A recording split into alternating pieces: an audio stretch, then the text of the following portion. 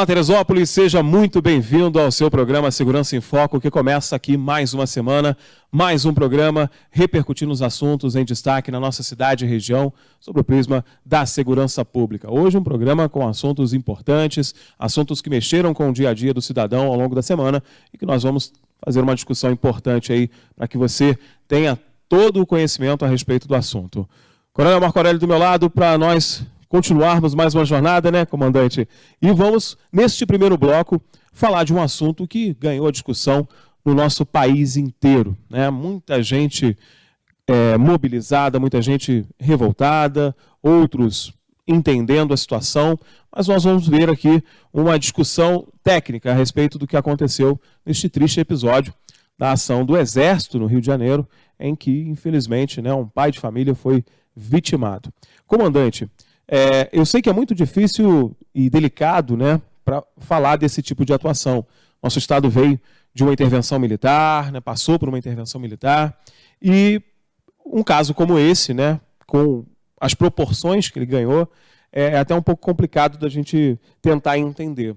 Mas os excessos envolvidos neste caso estão muito evidentes, né, comandante? Como é que o senhor viu essa notícia? Mais de 10 militares presos, né? Um homem morto, 80 tiros disparados. Como é que o senhor viu essa situação, comandante? Bem, boa tarde a todos.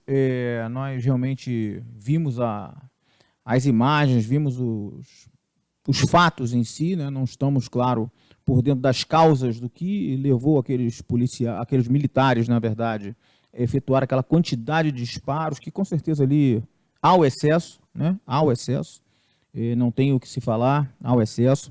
Agora, é entender a motivação, né, do disparo. Né? Eu não falo dos 80 disparos, a motivação do primeiro disparo. Né? Porque, na verdade, nós só podemos disparar a arma de fogo em legítima defesa. Tá bom? Então, eu não sei que tipo de risco ou que tipo de ameaça sofreram os militares, se sofreram, tá? Para que houvesse aquele número de disparos em relação ao veículo. Não sei também se foi em virtude de algum outro chamado de rádio envolvendo um carro semelhante, né? Aquele passou e não obedeceu uma voz de parada dos militares, mas ainda assim o número de disparos é um número muito grande, né? Realmente a prisão dos militares é uma prisão necessária, tá? Para que se faça a apuração dos fatos. Não estão condenando eles em virtude daquela primeira prisão, daquele primeiro ato, mas é para realmente haver apuração sem que haja interferência e sem que haja uma combinação de depoimentos. Então, a gente entende que esse ato de prisão é uma prisão legal, legítima, necessária para a apuração dos fatos. Realmente é lamentável, né, um fato desse. Nós também, da Polícia Militar, muitas vezes incorremos em falhas também, né, porque nós homens não somos perfeitos, livres de falha, né? Livres de falha, de incorrer em erros, mas são erros que a gente tem que estudar, tem que aprender com eles, para que isso jamais se repita na nossa sociedade. Agora, comandante, um assunto que acabou ganhando muita repercussão também, evidentemente, os grandes veículos de comunicação repercutiram esse assunto e muitos especialistas em segurança pública foram convidados a falar. E muitos respondiam a questionamentos que versam sobre o seguinte: o carro furou a blitz, né? Ele passou direto na blitz, não obedeceu ao comando de parada, ele furou.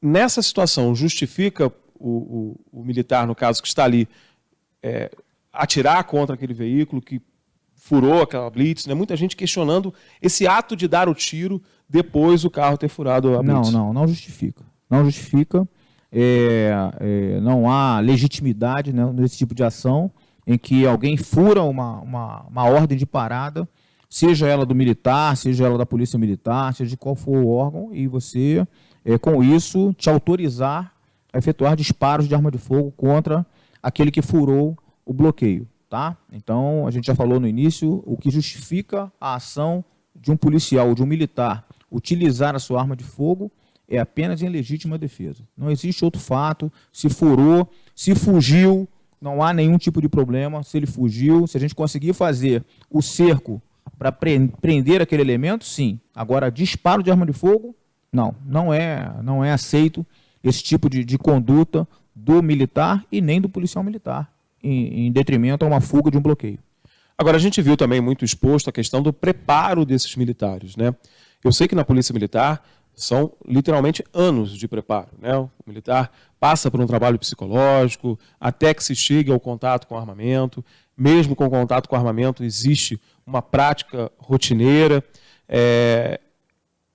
Que tipo de cuidado se tem que ter para que um cidadão que almeja a carreira militar, mas de repente não tem o preparo necessário para uma carreira militar, que tipo de cuidado que o comando tem que ter para identificar esses problemas? Por exemplo, para não colocar, né, nas ruas um cidadão com um porte de arma, né, com a arma sendo o seu instrumento de trabalho, sem que tenha condições psicológicas para isso. Como é que é feito isso, por exemplo, dentro da Polícia Militar, comandante? Bem, na verdade, nós temos uma escola de tiro, né, do qual eu fui chefe dessa escola de tiro, inclusive tenho o manual de tiro da Polícia Militar hoje assinado por mim.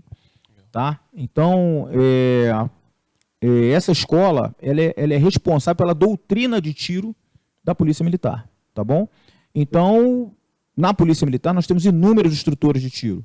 Tá? E eles são capacitados por essa escola, na doutrina, tá bom? E são multiplicadores do ensino de tiro ou do manuseio do equipamento, tá? Aos policiais militares. Tá bom? Então, lá quando nós estávamos no CIAT, nós fazíamos esse acompanhamento dos policiais que iam até a nossa sede, geralmente da capital, né? A capital fazia a instrução na sede conosco, e nós fazíamos a avaliação. Não só a avaliação do tiro, porque há uma grande diferença entre o tiro do policial militar e o tiro do militar. Né? Porque o tiro do militar, ele é treinado para atirar em guerra. Né? O tiro policial é um outro tiro. Tá? Então nós temos o tiro policial e nós temos o tiro militar. Tá bom? São para coisas totalmente distintas. Diferentes. Tá? São diferentes. O policial militar, ele não tem que atirar para matar. Tá bom? Ele tem que atirar para fazer cessar a injusta agressão. Ok?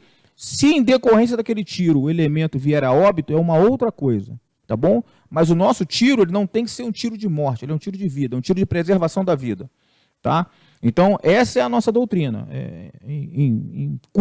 Sim, resumindo. Resumindo, essa é a nossa doutrina. O nosso tiro, ele não pode ser um tiro que a gente almeje matar o cidadão, tá? Mesmo o criminoso. Tá? O nosso tiro é um tiro de vida, de proteção da vida. Tá bom? E, claro, ele pode vir a morrer? Pode vir a morrer. Tá? É uma consequência do disparo de arma de fogo. Ainda mais os calibres que nós utilizamos hoje. São calibres muito fortes, com uma expansão de força muito grande, né? E que realmente danifica grande parte dos nossos órgãos. Né? Então, por isso, muitas vezes o elemento vem a óbito. Mas o que nós prezamos, na verdade? Né? Tem que haver o treinamento, tem que haver o adestramento, tá bom? E tem que haver muito trabalho psicológico, tá? Acerca do tiro. Tá? Então, você, antes de fazer o disparo, são frações de segundos, mas o policial militar, ele tem que saber o que tem ao redor dele. Né? Antes de fazer o disparo, porque às vezes a consequência é muito pior. Você não sabe se dentro daquele carro tem uma vítima também, porque o carro pode ter sido roubado e com uma vítima dentro. Então, quando você faz o disparo, né, em direção àquele veículo, e você não está vendo quem está dentro do veículo, é muito arriscado. É melhor você deixar fugir. Né? A nossa orientação no centro de treinamento era melhor deixar se evadir.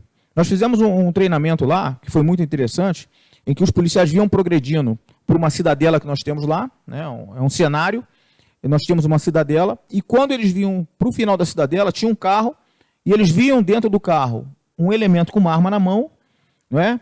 E naquele momento a gente perguntava para ele, e aí? Muitos já chegavam quando via aquele elemento com a arma na mão e disparavam. Outros não, se abrigavam e aguardavam. E às vezes o carro fugia. E recebiam críticas às vezes, né? Porque deixou o carro fugir.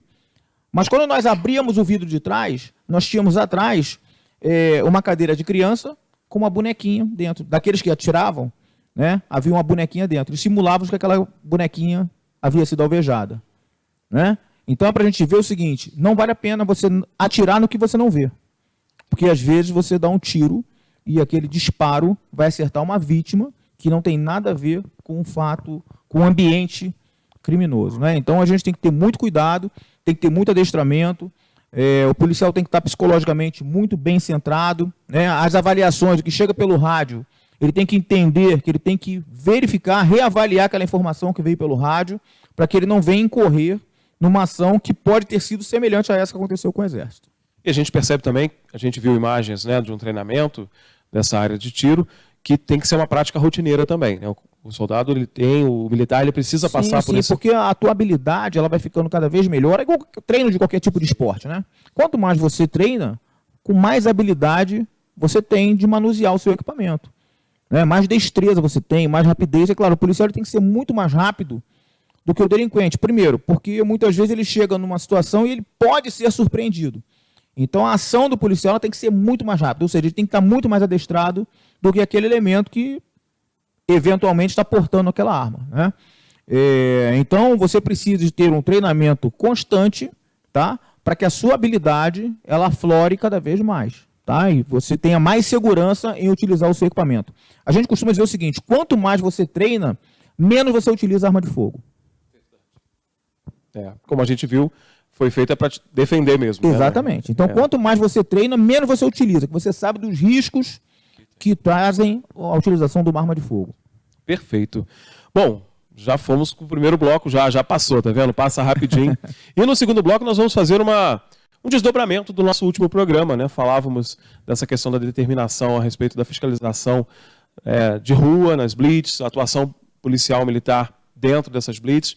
E nós falávamos de uma operação, né, que o governador startou, que é a Operação Detran Seguro, né, que Teresópolis teve a honra de estrear no primeiro dia de atuação da operação. Verdade. Tivemos uma operação aqui na cidade.